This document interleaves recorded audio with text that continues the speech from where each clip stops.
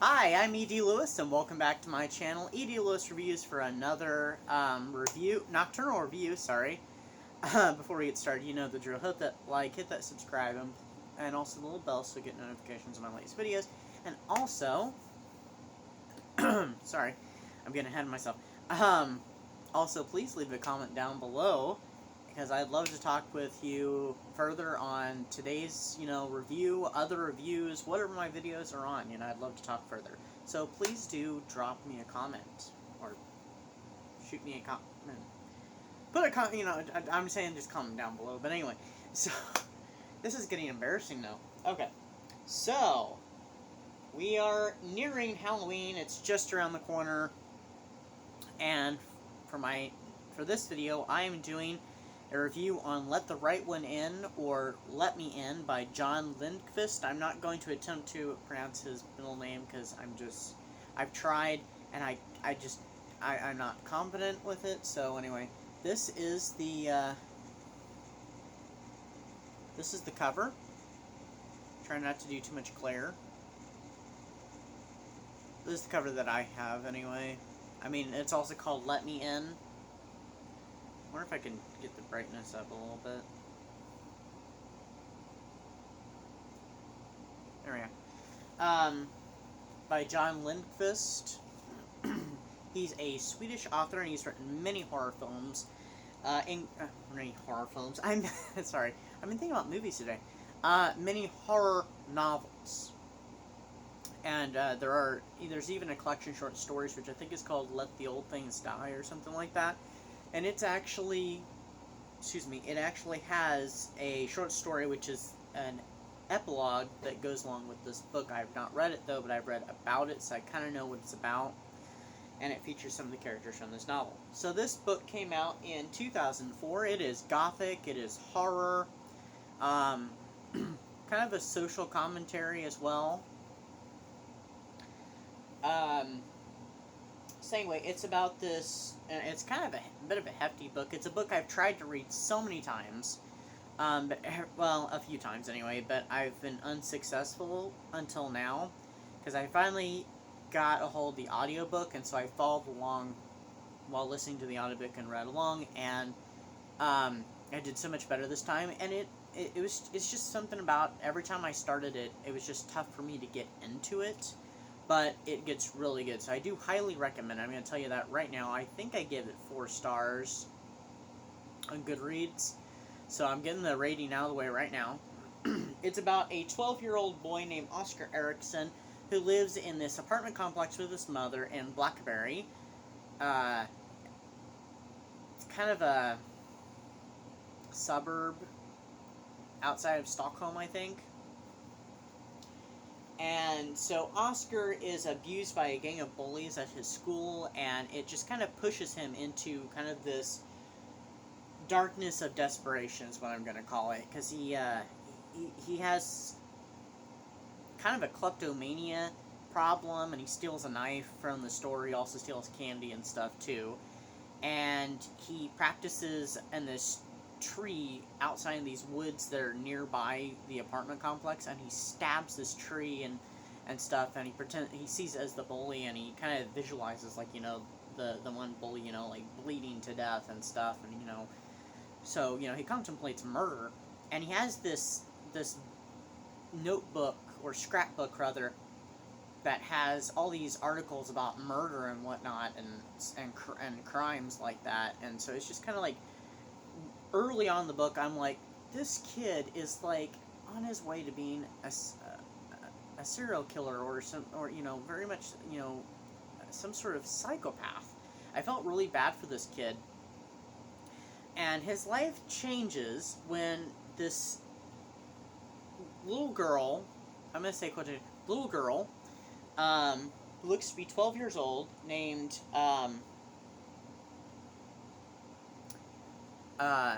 Ellie, comes along, and she doesn't want it. She tells him, "I can't be your friend," like, right away, and he's like, "Well, I don't want you to be my friend anyway," and stuff, and he just seems drawn to her, and she drawn to him too, and she's bizarre. She kind of smells bad, at first, and she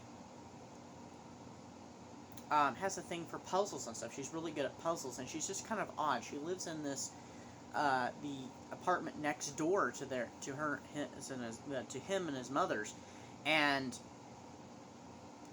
she has this old man that lives with her that, you know, he assumes to be her father, and later on we learn his name to be Hawken, and we learn his story. And then some strange, what they call ritual murders start happening around town, and there's all kinds of paranoia and suspicion that goes on. The story not only follows Oscar, but it also follows Ellie a little bit, Hawken, and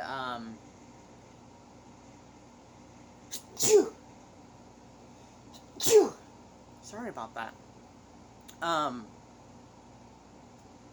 And a few other characters, including this boy whose name escapes me right now, but he hangs out in the basement of the apartment building and stuff, and hangs out with his friends, and I think they smoke pot and whatnot, and they follow even him and kind of his home situation. But all these things, you know, connect in some way. Of course, all these characters are all going into these intersecting paths. But I'm going to tell you right off the bat, this is a vampire story and this is a vampire novel, so you kind of might understand where this is kind of going. And as Ellie and Oscar get to know each other, like I said, his life changes for the better. He goes through some, continual struggles and some new struggles from just knowing her and discovering about her secrets. But he also kind of grows into himself and stuff, too. And kind of a deeper understanding of even himself. So that's all I'm going to say about the book. Now, the book has been adapted into 2 films.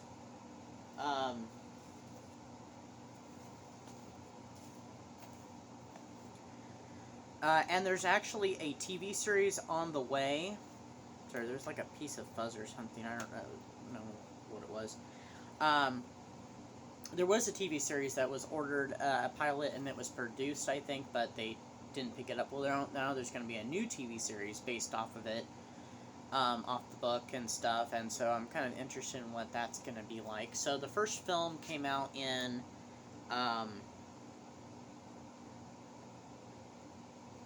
well, my DVD says 2009, but I don't know if that's the actual year it came out, because I'm thinking it came out much earlier than that. Because, the book came out in 2004. I was thinking it was like 2006, but I don't know. But anyway, and it's a Swedish film, and it's by the same name. Let the right one in. And it was I saw this years ago when I was in high school, and I didn't really care for it the first time around. Now I love it. It's a great film. I don't think I was old enough to fully appreciate the film, but it is very good. And I highly recommend it. It does oh, I forgot. By the way, this book does have trigger warnings because it has violence toward children and teenagers. It has, there's a character that's a pedophile, who's a main character. There's some drug usage, alcoholism, and it's got some disturbing things in it. Let me just tell you that. So there are some trigger warnings. If you get over that and get through that, the book is very good. It's very enjoyable. It's very deep. It's very sad, but it also has some very triumphant moments. So back in. So the movie doesn't go into as much detail about the characters and their pasts as the book does, of course. But and also some of the subplots are dropped altogether, but the film is very good, and it does follow the story, what it doesn't cut out. It follows very, fairly closely. So I highly recommend it, and it's a very good horror, gothic, romance story. I think it's even been referred to as Twilight, but with kids, except for, it's an adult story with children as the main characters, and it's just good. So, I'll just put this over here. Then there was the film from, I think it was 2010. Yeah, 2010. Yeah, I'm pretty sure that one came out in 2006, but I can't remember. And it's the Matt Reeves film, and it's a Hammer film. It was during, kind of during some of Hammer's big return, but Hammer hasn't had much return since then now. But it's called Let Me In, and it stars Chloe Grace Moretz. I still have stickers from when I bought this. This is a used copy I bought years ago. But it's called Let Me In. Here's the cover. So this is actually the movie that got me interested in Chloe Grace Moretz's career. I've been a fan of her ever since. I haven't gotten to see any of her latest movies, though, but this is the movie that made me a fan of hers. And it tells the same type of story. It's done a little differently. There's a flash. It starts at a certain point, and then it flashes back, like, a few weeks, and then it jumps forward again. They set it in America, in New Mexico, around, I think around the holiday season. It's in winter anyway, I can't remember. Maybe it's around Thanksgiving and stuff. Whereas the book takes place in October and November, maybe even December, I can't remember. But it does take place prior to Halloween, during Halloween, and after Halloween. The film is not it's not wonderful. I still enjoy it, and I love the score in it, and Matt Reeves did a great job. It wasn't really necessary, though, that they made this film, but I think it's still enjoyable. And if you end up not liking the Swedish version, you might end up liking the Hammer film. So, but it does take a few things that are not used in the original film that is from the book. Like, it does follow a police character, which is not followed in the other film. And it does, I'm trying to think what was the other thing it did. Oh, it does talk about the kid in the who hangs out in the basement and stuff, whereas in the other one I don't think they actually talk about it. But he's not there, he's not seen. They also changed the connection between the Hawken character, who I don't remember if he even has a name in this film, and the Abby, as Ellie is called in this movie. She's called Abby, and Oscar's called Owen in this newer film.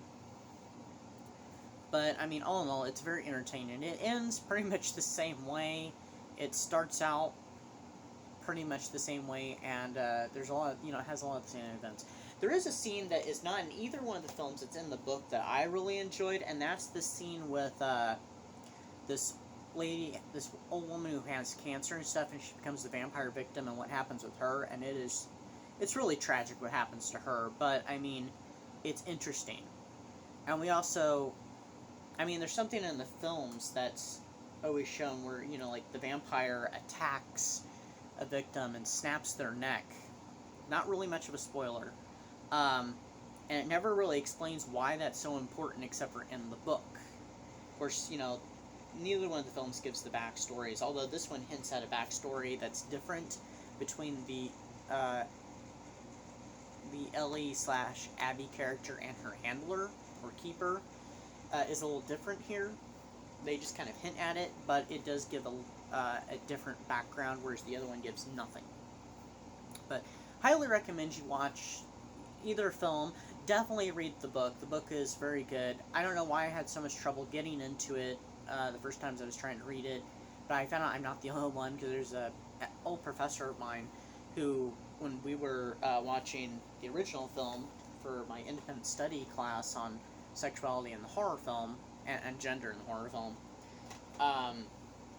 and we read an article to go along with it, he had told me that he also had trouble oftentimes reading the book too. He hadn't read it. I don't know if he has yet or not, but he had told me that he also was having difficulties when he picked the book up and tried to read it, so, it's not just me.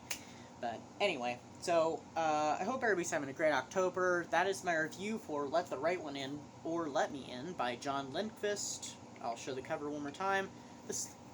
There's multiple covers in paperback and hardback, but this is the cover I have. Now I have hiccups, gosh. Hope everybody is having a great October and a great spooky season. I'll see you next time. I'll see you very soon.